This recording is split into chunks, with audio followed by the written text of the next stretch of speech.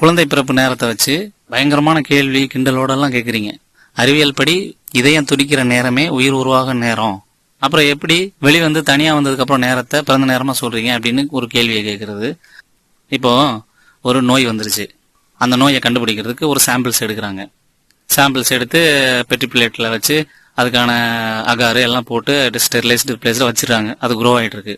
அப்பதான் அது ஒரு உயிரா கிரியேட் ஆகி குரோ ஆக அப்பதான் ஸ்டார்ட் ஆயிருக்கு.